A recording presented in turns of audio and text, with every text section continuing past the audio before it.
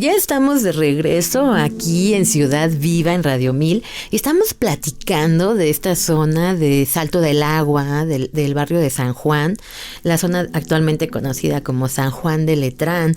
Allá se ubican las calles de Delicias, Ayuntamiento, Ernesto Pujibet, la nueva estación del Metrobús también, que tienen ahí en la zona de Ayuntamiento, y ahí te encuentras de todo. Definitivamente, creo que es uno de esos barrios que tienen mucha vida y son bien diversos. Lo mismo te puedes encontrar el mercado de alimentos, donde venden desde carne de jabalí hasta chapulines, pasando por carne de venado y otras cosas, que también puedes encontrarte estas tiendas en los restaurantes, las que abastecen, donde te encuentras cuchillos, cacerolas y demás, y después artesanías en el mercado de San Juan.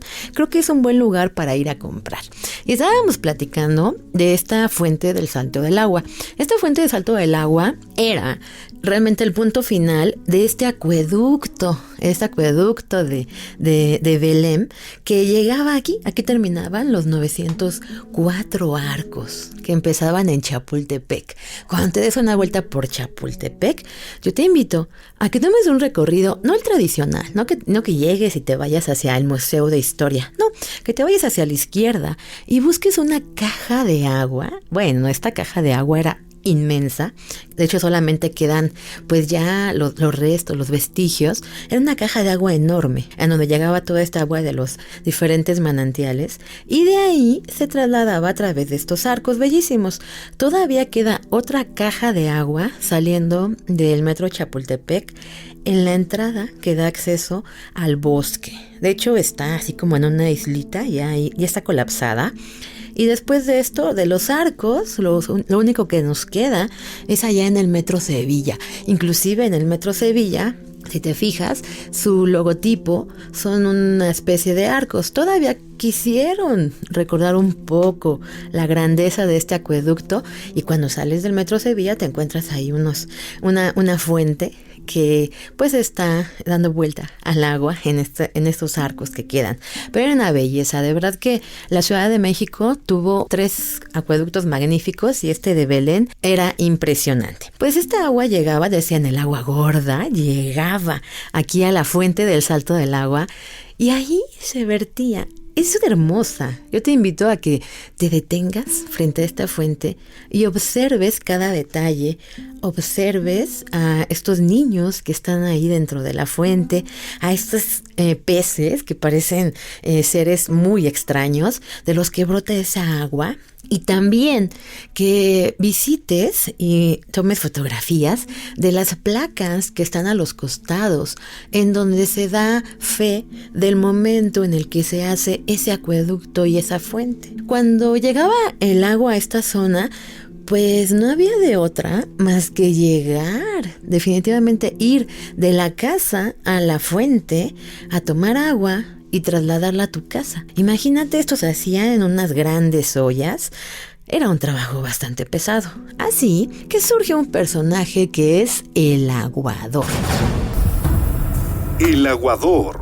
En estos tiempos, tenemos el privilegio de abrir una llave y obtener agua potable para beber y demás necesidades domésticas. Hace unas décadas no era así. Eran pocas las casas a las que se extendía la tubería con el líquido vital. En muchas partes del Distrito Federal había fuentes y después tomas en determinados lugares, por lo que era necesario acarrearla hasta las casas. El aguador se encargaba de repartirla a los domicilios a cambio de unas cuantas monedas. Sus instrumentos de trabajo eran 2 cántaros de barro o 2 botes de lámina suspendidos en los extremos de un barrote de madera. El aguador ponía el palo sobre sus hombros y así transportaba el preciado líquido. Los últimos viajes los hacía muy bien. Los últimos recipientes llegaban mermados, pues entre viaje y viaje se echaba un espumeante caldo de oso. Al extenderse la red de agua potable por todos los barrios de la ciudad, el agua llegó hasta el interior de los hogares. Ya no era necesario el aguador. Desapareció este personaje antaño tan indispensable. Yo sí que estoy descontinuado. Ya ni quien pida mis servicios. Si vieran antes... No, pues ya hasta se peleaban las señoras por mi trabajo. Decían peleándose que yo lo llame primero. Pues fíjese que yo soy su clienta desde cuando, si hasta precio especial me da. Y Ancina por el estilo. Daba gusto el trabajo. No que ahora, con eso de que el agua llega entubada, uno ya no puede ganarse la vida.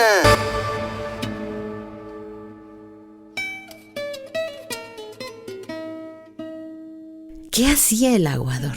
El aguador andaba con una olla grande en la espalda y otra pequeñita, y con esa abastecía de agua a las casas de las personas que vivían en la Ciudad de México. Entonces la gente pedía cuánta agua necesitaba, qué requería, en qué momento. Entonces era todo un trabajo bastante pesado el del aguador. Este personaje pues desaparece cuando surge la tubería, cuando ya se empieza a llevar el agua a las casas a través de otros medios. Empieza a desaparecer este personaje tan famoso, pero ahí nos queda esa fuente del Salto del Agua, que es una réplica, la original. La original está allá en Tepozotlán, en el Museo del Virreinato, en el patio. No esperes verla en cuanto entras, no. Tienes que caminar bastante y visitar el patio, ya la huerta, y caminar por la huerta. Y entonces te encuentras con lo que fue la original fuente de Salto del Agua. Esta original fuente, bueno, ya está pues bastante dañada, ya hay muchos elementos en el piso, pero nos recuerda parte de esa grandeza también en cuanto a obras para llevar agua a un espacio que no tenía agua potable en la Ciudad de México, y es un mudo testigo, ¿no?, de esos 4 siglos que abasteció de agua a la Ciudad de México. Pues bueno, cuando estamos por esta zona de Salto del Agua, ahora sí ya en la calle que se llama, ya se conoce más como Arcos de Belén, vamos a caminar hacia la Ciudadela. Vamos a caminar hacia la Ciudadela. La Ciudadela, ubicada en la calle de Valderas, frente al Jardín Morelos y conocida como la Plaza de la Ciudadela, se encontraba el antiguo depósito de armas.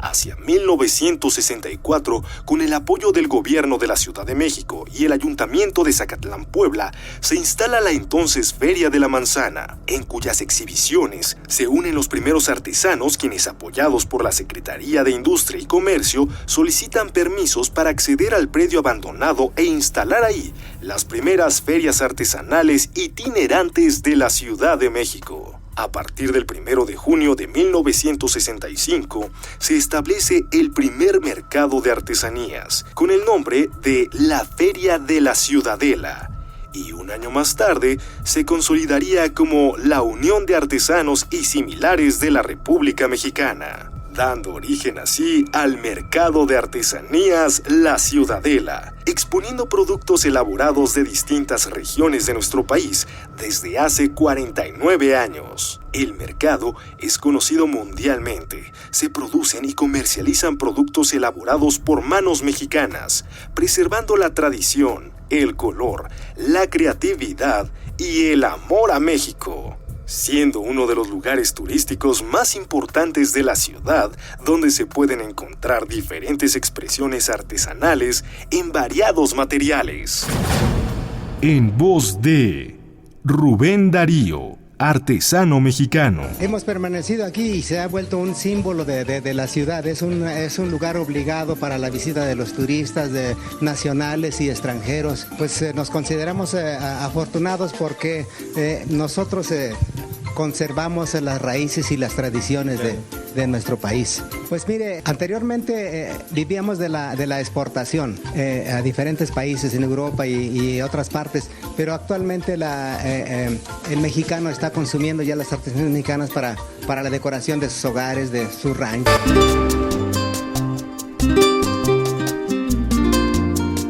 Y nos vamos a ir encontrando pues lugares bien interesantes. Del lado izquierdo, sobre esta calzada de Arcos de Belén, vamos a caminar y vamos a encontrar del lado izquierdo un espacio que a la gente le parece muy común, que es el registro civil. Si en alguna ocasión tú necesitas una copia de tu acta de nacimiento, la vas a pedir ahí, al registro civil. Pero ese registro civil, a un costado, tiene un templo blanco, enorme, que es el que le da nombre a este lugar, Arcos de Belém, porque ese templo era de Belém de los Mercedarios. ¿Tú recuerdas el barrio de la Merced?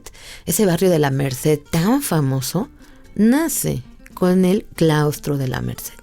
Una vez que se establece este claustro de la Merced, más adelante se crea un templo también, que es el de Belém de los Mercedarios. En voz de Miguel Ángel Sánchez, guía turístico de la Ciudad de México. Bueno, pues este templo de Belém de los Mercedarios se encontraba también muy cercano ya a lo que es la Capilla del Salto del Agua, también en las orillas de la Ciudad de México. Se llamaba esta iglesia Belém de los Mercedarios, bueno, porque precisamente, bueno, pues una capilla dedicada, en este caso, a la Sagrada Familia Belém, y bueno, pues de los Mercedarios, porque pertenecía a esta orden religiosa. La orden de los Mercedarios es una orden que tuvo su origen en España, en la región de Cataluña, y se dedicaba principalmente a lo que era la redención de los cautivos. Tuvo su origen en el siglo XII, y pues los Mercedarios pues va a construir este lugar como una especie de colegio, el colegio de San Pedro Pascual, a finales del siglo XVI. Posteriormente este templo es pues bueno, utilizado ya hasta prácticamente mediados del siglo XIX. Después, cuando viene la aplicación de las leyes de reforma, este templo y colegio va a ser suprimido. De hecho, pues en realidad lo único que se conserva en la actualidad pues es el templo como tal, y dentro se pueden todavía admirar dos retablos de estilo barroco del siglo XVIII, uno de ellos dedicado a la Sagrada Familia, que se conserva bastante bien. El retablo principal, bueno, ya es un retablo un poco más moderno, y cercano a lo que era este colegio de Belém de los Mercedarios, se estableció en el siglo XIX la célebre cárcel de Belém, y bueno, pues era uno de los lugares donde pues en este caso se acostumbraba enviar sobre todo a muchos prisioneros de tipo político, sobre todo en la época del Porfiriato. Y bueno, pues como un dato curioso, debo decir que cercano a lo que era este templo, pues corría también este acueducto de Chapultepec. De hecho, un poco la avenida de Arcos de Belém pues obedece a eso: Arcos por el acueducto que pasaba ahí a un lado, y Belém por el templo de Belém de los Mercedarios. Que es magnífico. Te invito a que lo visites, porque este templo, que es una belleza, lo que vas a encontrar aquí es, entras y las capillas son hermosas. El techo, tienes que ver el techo, y en el techo observas diferentes escudos de los mercedarios. Pero hay una historia que cuenta que después de que el claustro de la Merced se destruye, ya en aras de la modernidad, el templo de la Merced se destruye, la imagen de la Virgen de la Merced pasa al templo de San Pablo el Viejo, después a San Pablo el Nuevo, y finalmente esa imagen se encuentra en este templo, en Belém de los Mercedarios. La historia de los mercedarios a mí me encanta sobre todo por toda la información que hay con respecto a ella y por la misión que tenían. Los mercedarios tenían un cuarto voto en el que ellos podían quedar de rehenes, es redención de cautivos, es decir, empezar a liberar a aquellos cautivos que estaban en manos, decían, de los turcos. Entonces lo que hacían los mercedarios era pagar rescate por estos esclavos, o rehenes, y cuando no tenían dinero, ellos mismos se quedaban como rehenes. De ahí nace la devoción a San Ramón Nonnato, del que vamos a platicar cuando regresemos. Estamos hablando de esta zona de Arcos de Belém y el barrio de San Juan, aquí en Ciudad Viva. Ciudad Viva. Recorridos llenos de anécdotas. Ciudad Viva.